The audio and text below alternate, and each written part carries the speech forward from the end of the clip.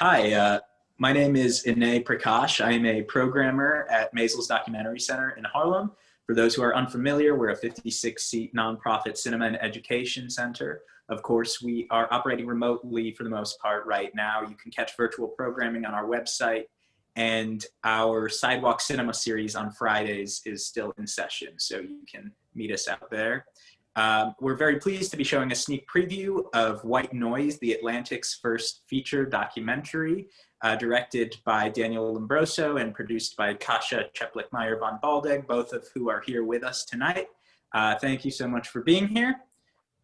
Perhaps we can start kind of general and, Daniel, I've had the pleasure of following your work for some time and programming a short you did previously about the alt-right.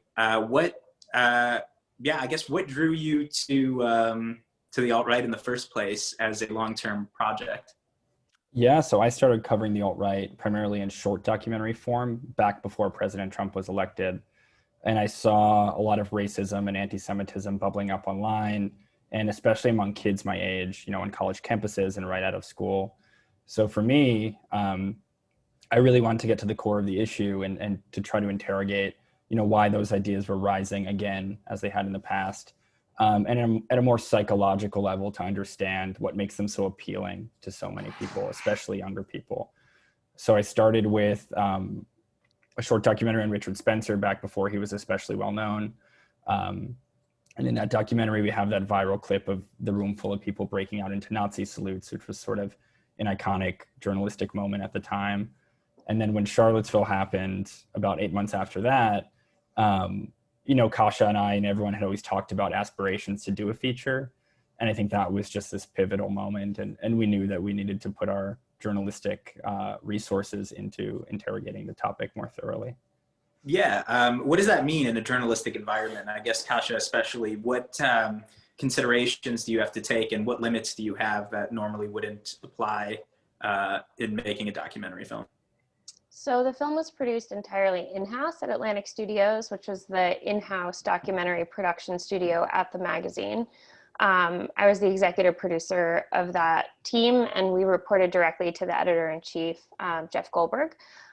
So our video journalism was completely holistically integrated into the magazine, and the magazine's 160-year plus tradition of long-form magazine reporting. So we worked very closely with Jeff, our editor-in-chief, and other editors, and as well as the fact-checking team, the copy editing team, all the resource that this magazine can bring to bear on the sort of long-term deep reporting that Daniel was doing as part of the project. And it was very important to us to maintain our editorial control of the project, our creative autonomy, and final cut. We screened countless cuts internally as a group with our editor-in-chief and the editorial team.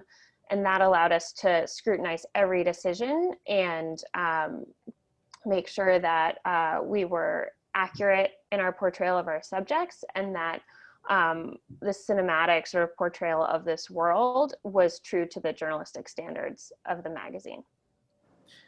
Daniel, was there any tension for you between your desire to tell the story and to the journalistic standards to which you had to hew? Were there any moments or in particular where you were kind of wished you didn't have those constraints, or where you would have made different choices? I don't think so. That's a good question. I think sometimes documentary filmmakers have to take liberties because they're on intense deadlines or there are certain pressures of the platform. But coming from the Atlantic and having, this understanding of what constitutes rigorous journalism, they really gave me the space to investigate the story from character building. I spent 2 or 3 months in development just filming with probably 50 characters in all, and pretty intimately with 10 characters. And that ultimately became 3 main characters. So, I think there are different pressures that work in the industry now that push people to, potentially away from a more journalistic documentary approach. But here we felt like it was the only way to do it. I mean, we wanted to present a film that everyone could watch, that everyone knows is done truthfully. The film is so much about disinformation and conspiracy that we didn't want anyone calling bullshit on the work that we did. So it was key like Kasia said, in every aspect of production, from pre-production to production to editing, to really keep things in their context, to make sure that they're fact-checked and done rigorously. And, keeping a journalistic distance allowed me, I think, helped me to be a more accurate filmmaker, and put my finger on the scale where needed, but, also have that critical distance that makes the film, I think, that makes the film strong. Yeah, absolutely. It feels especially important with subject matter like this. And, I would hope that most documentary viewers understand that the majority of documentaries are not fact-checked. They're certainly under no obligation to be, and there's no sort of standard ruling for that, which makes this significant. But I think despite the fact that you were working in a journalistic mode, you managed to get a quite lively feel out of the scenes. There are interviews, but they're not standard sitting talking head interviews. Right off the bat, we're thrown into a kind of party scene. What does that look like, your process of shooting and building scenes? I understand it was generally just you with a camera? Yeah, so I mostly worked as a one-man band, and I think that allowed for the intimacy that the film has. The subjects came to know me and to know everything about me, and I came to know everything about them. Yeah, I don't know. It gives you, I think, different opportunities to kind of pull back the curtain. And I think the film's strength is really seeing the private lives of the subjects and understanding who they are behind the curtain. We see so much of their public personas, especially Spencer, but Cernovich and Southern to another extent. And, I think what this film adds to the conversation is that you get to see and understand how, contradictory their views are, how confused they are, how much infighting there is in the movement, and how clouded this all is by fame and vanity and celebrity. And that all of that came through the verite, and through having that unique access. And I don't think I could have done it. Of course, I would have loved the resources of, a major funder and a big crew, but I think we would be looking at a very different film. The other thing I'll add, no, I'll keep it there for that one. I think that's, yeah, the more people we brought into the room, I'd say, the more complicated it became. And it really ultimately was, my relationship with the subjects and the access that I was able to get over time. And Kasia, how often were you checking in with this footage, and what was the process of working on the story with Daniel and building on the themes and sort of finding what lines were emerging? We were talking pretty consistently through the process as we were determining what the film would be. As Daniel mentioned, we started with quite a wide playing field of subjects and then zeroed in on our three main subjects. But as Daniel continued to shoot, we saw that he was getting incredible access and that the verite footage that he was bringing back was incredibly strong, and that he was managing to go behind the scenes to sort of shine a light beyond the rhetoric we see in sort of more superficial coverage. And that allowed us to take a verite approach. We realized that the verite was strong enough to really immerse the viewer in this world. And we debated at various points in the process whether we would bring in talking heads, sort of outside experts from different disciplines who might contextualize this movement and sort of tell the story of the alt-right. And we ultimately decided that taking a verite character-driven approach would allow us to shed new light on this world in a way that we haven't seen before in films, whereas there are very strong journalistic films, Frontline in particular, ProPublica, have done great reporting on the far right and taken sort of a less verite-driven approach. So it was exciting to us to see that opportunity where Daniel's access and cinematography could find new light in this story, could shed new light on this story. Right. Was there any discussion of the potential dangers of platforming these views and these characters in taking that approach? Absolutely. I mean, from the first day, we were very concerned and aware that that is a risk for filmmakers and journalists covering this topic. And it was very important to us to show this movement in a critical light and make sure that there was no ambiguity in our film about the point of view we were taking. We wanted to be accurate, and we wanted to show transparently the dangers that this rhetoric has sort of unleashed in the world through social media and beyond. So that was part of the conversation at every step of the process. And I think it was very helpful that The Atlantic, as a 163, I think, year old magazine now, was founded originally as an abolitionist magazine in the run up to the Civil War. So covering race in America has been central to The Atlantic's mission from its inception. And that legacy and all the reporting The Atlantic has done since really informed how we think about covering race in America, that this is a critical topic, and that if anyone can do this right, The Atlantic is prepared to take on this important topic and avoid the pitfalls that come with covering these subjects. So it was very important to us not to glamorize the subjects. It was very important to us that Daniel interrogate them about not just their beliefs, but the consequences of this movement. And we feel that the film ultimately does that. And we hope that our audience appreciates that about the film. Now that going off of that, oh, sorry, continue. No, I was just going to add, Kasia, that was very well said.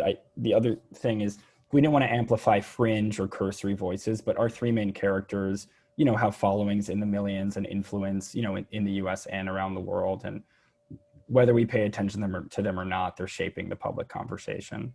So there are ways to botch these profiles and to do them irresponsibly. And we felt that there was a way, with this unprecedented access and all of this due diligence and thoughtfulness, to really do it responsibly and shed a light that hasn't been shed before. And we see it kind of as a one-of-a-kind inside document of what this movement is ultimately about. Yeah, that's an important point. All of the subjects we followed already had followings in the millions. They already have platforms thanks to social media platforms. Our film was not, they were famous before we decided to produce this film.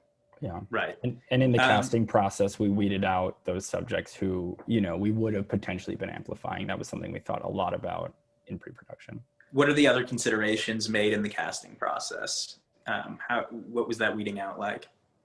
I think that was one of the big ones, is to really not amplify someone who didn't already have a platform. We didn't want to introduce someone to the world who would have otherwise been irrelevant. The other, I think, is finding people who embody different things. So Richard is an ideologue. Mike is sort of a huckster and an opportunist. And I think in all political movements, especially, neo-fascist right-wing movements, there's always kind of mixed motivations. Hello? Oh. Kasia, you hear me? I can hear you. Oh, I think Ine froze. There's always mixed motivations, and Cernovich kind of embodies the more kind of opportunistic side of the movement, and one that's really core to its DNA. And then for Southern, she was the biggest get for us and someone we worked on for so long. I spent 8 months reporting on her and getting to know her before she agreed to actually consent and take part in the film more thoroughly. And I think for her, she's the most complex character in many ways. And I think it's important to have someone like her who's so young and who could also stand in for that female voice. I think it's rare to see the female face of racism in a way, and someone who embodies so many walking contradictions as a woman who believes that, women should be in domestic roles, should be baby makers, should be cooking, but who's out traveling the world making far-right propaganda films. And then, of course, later in the film, I don't want to give away the twist, but we see her pushing for a white nationalist world, for stopping immigration and preserving the white majority in the US. And then you see that she ultimately contradicts that in her lived decisions. So, I felt that each of those subjects kind of embodied a different part of the movement and collectively could tell us a story about what the alt-right is. Yeah, Laura is really interesting. She certainly seems to become the closest to questioning her views, and then ultimately pulls back. The sort of stuff regarding feminism. And there's a very striking scene in which she is appearing on a show as a guest, and prior to her being introduced, there's a lot of misogynist talk happening, and we sort of see her reaction, which, was that something that was present sort of the whole time you were with her, the tension between her and the men in the movement? Definitely. I mean, I think Lauren's arc is all about her publicly pushing for her ideas that she privately I wouldn't say disavows, but don't sit well with her in a private capacity. So in an earlier scene, you see her boyfriend almost mansplaining to her over dinner, and she doesn't like it, and it rubs her the wrong way. In front of Gavin McInnes and the other figures on his show, they're very casually throwing around, pretty grotesque misogyny, anti-feminism, and it rubs her the wrong way. She doesn't like it. And she experienced all sorts of misogyny, and was really the target of a lot of men on the far right. And it didn't sit well with her, and it was tough. And I think in the film you do see some evolution on the question of gender for Lauren. She begins the film slut shaming sexual assault survivors and other feminist activists, and then later on, comes to understand that women do, face a lot of hardships, especially in that realm. She evolves on sort of things that don't seem all that much of an eye open for many, but in that sphere, it's actually pretty rare to recognize the plight of women, especially working women.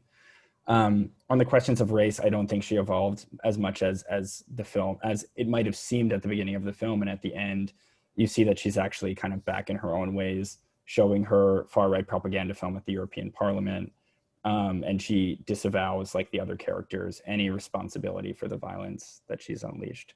So I would say it's an incomplete evolution. I should say first, we have the Q&A function open, so although the chat is disabled, if you have a question, feel free to pop it in there, and I'll happily ask Daniel or Kasia. But in the meantime, I had the privilege of seeing an earlier cut of the film, and I don't want to speak too much out of turn, but as specifically as you'd like to answer this question, you explored the idea of hearing from victims of white supremacy. And can you talk about the decision around that? Yeah, I think it's a very important film, and it's different than what we wanted to do here. The film tries to interrogate evil and understand how it works, to understand how an idea can begin as a meme and go and be injected into the mainstream to the point that, Cernovich tweets "sick Hillary," it ends up on Hannity's show, and then it's coming out of the president's mouth a day later. And I think that's, the more we work through the film, that's ultimately the power of the film, showing the scale of this movement and also what these ideas do to you inside at a psychological level. And it's very, very important, obviously, to make sense of the people who've lost. And it's something that I relate to as someone who's Jewish and the grandson of Holocaust survivors. But ultimately, it's a different film than the film we sought to make, and a very important one, and one that deserves to be made. Kasia, I don't know if you have anything to add there. Yeah, I think that answer is perfect. What has been you've had the opportunity to screen the film a bit now. What has the reception been like? Have you received any pushback? What has the reception been like from the alt-right, and what has the reception been like from the subjects? The screenings have been great. The people are really engaging with the film. I think obviously it's controversial, and people come in with all sorts of preconceptions.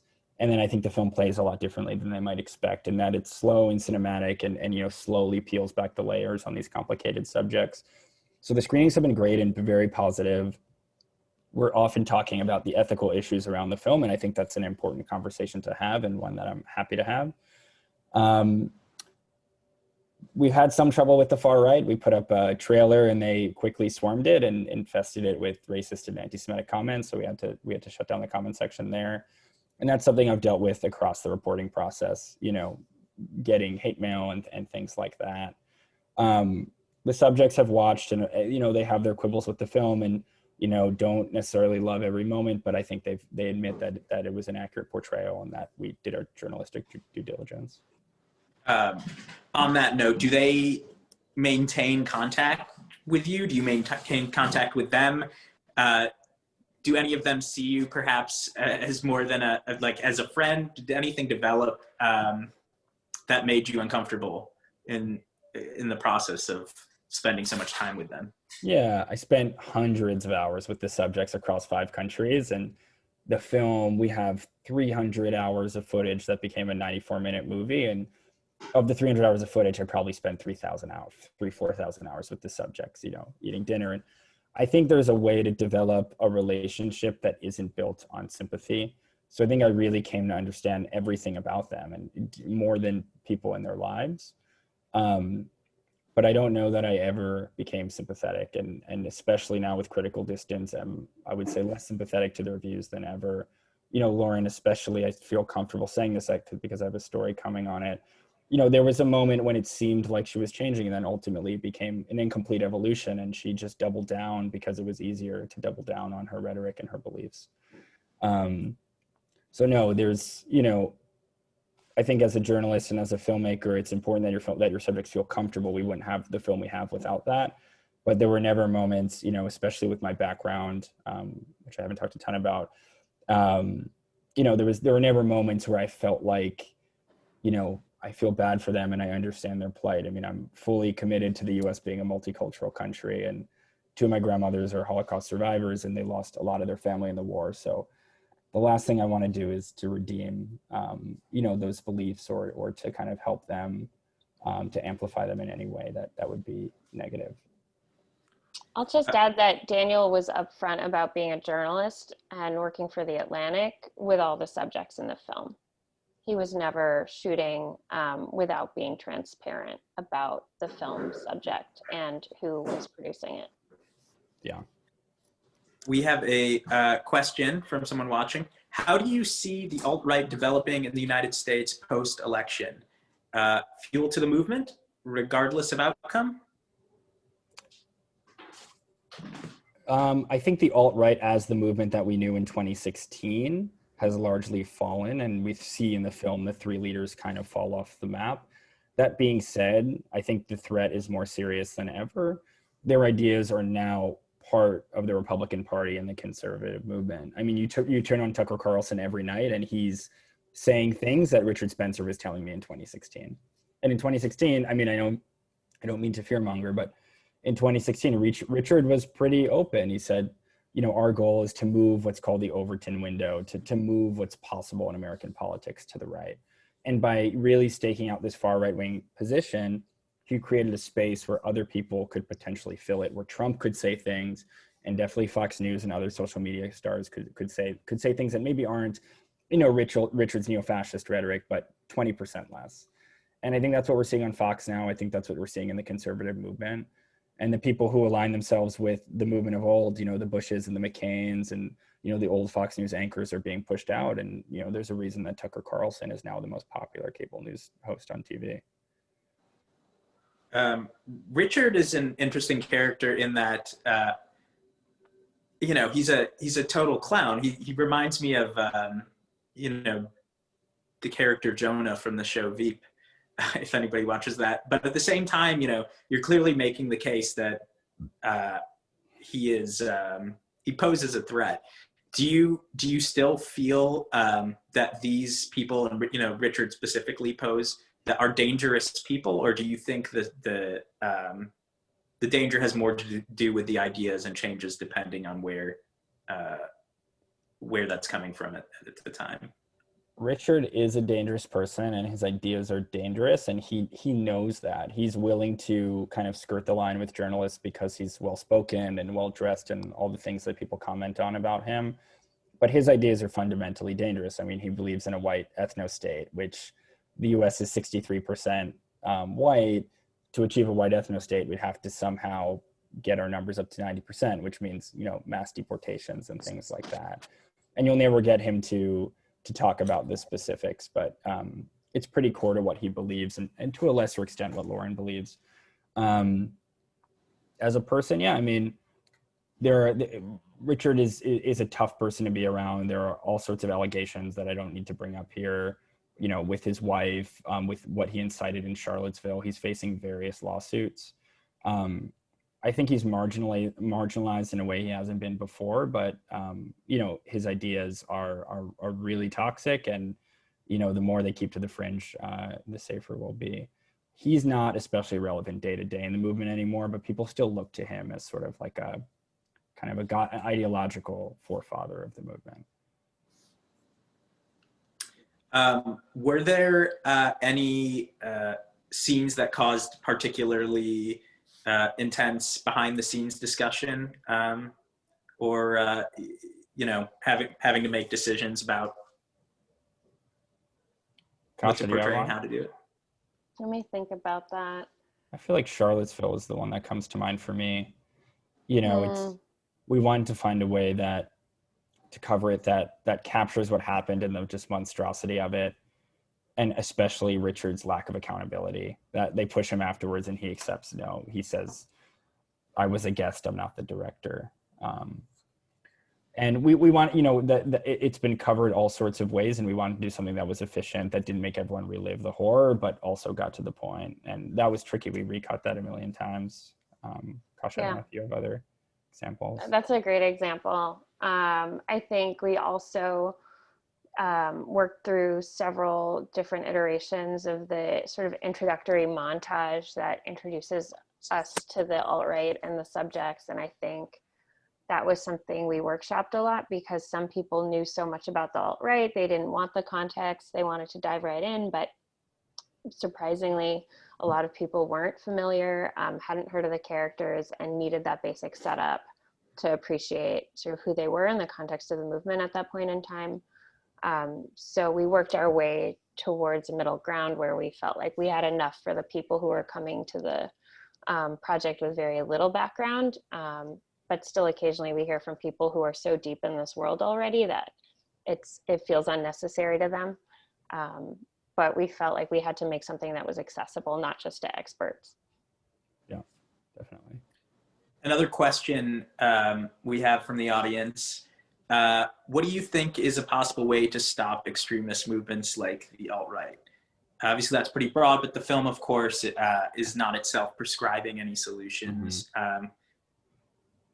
So go wherever you want with that, I suppose. I think it starts with awareness, just the scale of white supremacy in this country. I know it's almost a cliche, but I think what White Noise does well is just show how widespread these ideas are online, but also in physical spaces. And first, we just have to see the power of these ideas. I think progressives sometimes think that it's something that's stuck in the deep South for, I'm sorry to lean on a cliche, but like Christians in trailer parks who are whatever with their backwards beliefs. But it's, it's something that's very seductive to upper middle class, white kids who go to good schools, who live in New York and live in Los Angeles and San Francisco. And, all the scenes in the film take place in like big urban progressive settings. And even in Europe, we go to Moscow, we go to, maybe Moscow less, but we go to Paris, we go to Belgium. These are places that are very progressive, and yet these ideas have traction there too. So I think the first is to see that really and to reckon with it. The other, I think, is to really, this sounds weird, but the alt-right is telling a story that is seducing so many people. Come with us and life will be better. They're providing kind of a value system, one that's obviously very corrupted, but one that makes you feel powerful, that makes you feel strong. And I think that there is some room on the left or just, in general in the center of American politics to tell a different story about, the beauty of multiculturalism and what it means to be an immigrant nation. And, to make people, the alt-right makes you feel like you're part of something bigger. And I think sometimes mainstream politics can feel very technocratic and boring. And I think there's a space for candidates or for anyone really to really tell the American story in a way that everyone can take part and to be kind of more invested in what it means to be a multicultural nation, because it's implied in a lot of what we do, but it's not something we talk about explicitly. And very few countries in history have, transformed in the way like the US has. And I think that's a good thing. I don't know if that answers your question. That's great. Thank you. I want to respect your time, so we can go ahead and wrap it up. I guess I'll end with one more question, which is that I really, we talked about this at the beginning. I really do think it's powerful that this is coming from, there's something about this coming from a journalistic institution. That said, the amount of resources that organizations are spending on this stuff are always changing. If either of you find yourself in the future making a film outside of an institution, do you still see value in adhering to journalistic standards, or would you at that point, sort of shift your priorities? I think so. I mean, it's easier said than done. If someone writes me a $5 million check and says, throw that aside, maybe it would be a different conversation, but I'm kidding. I think it's important. And I think you don't want to deceive your audience, cinema and journalism. I think I actually, wanted to be a filmmaker before I learned journalism and had amazing mentorship at the Atlantic and about the right ways to do it. And I don't think that there's any reason that they need to be different. It's just a matter of not taking liberties and really portraying things accurately. And you can portray things accurately and still be highly critical. And I think that's what the film does well. I think there's a little bit of a misconception sometimes that journalism means hands off and you're just watching like a Frederick Wiseman movie, but it can be highly critical and can be stylized. And I think there's a really nice space for both of those. As a producer, I would not have taken on this topic without the Atlantic as sort of the home that could really bring the rigor and the journalistic ethics that this topic demands. I think this topic is so fraught, and there's currently so much polarization and misinformation in our society that it would be unethical to take on this topic without bringing accuracy and rigor to the reporting and thinking really hard about the context that we provide for our audience. There's so much propaganda out there in the political space, and it was so important to us that this film advance our audience's understanding of the issue and portray this world accurately. And it would be a disservice to our audience if we weren't doing everything in our power to do that accurately. So I think, to the extent that Daniel and I want to continue to go on and cover important issues like this, I think both of us will bring our Atlantic journalistic background to bear on those topics. Obviously not other topics, and other filmmakers will take different approaches, but just for us sort of in the sphere, it's incredibly important, and it's great to have opportunities like this to share that with the audience who maybe don't come to the film knowing so much about the Atlantic or how long form magazine reporting happens. So we really appreciate the opportunity to share the backstory with you and your audience. Awesome. Well, thank you. Yeah, I think you did a spectacular job. Oh, I really Thank you. appreciate it. And folks can catch the film on, tell friends to catch the film on VOD October 21st, right? Yeah. Yes. Awesome. Thank you, Kasia. Thank you, Daniel. And thank you, everyone, for tuning in. Thanks, Thank Anae. you. Bye.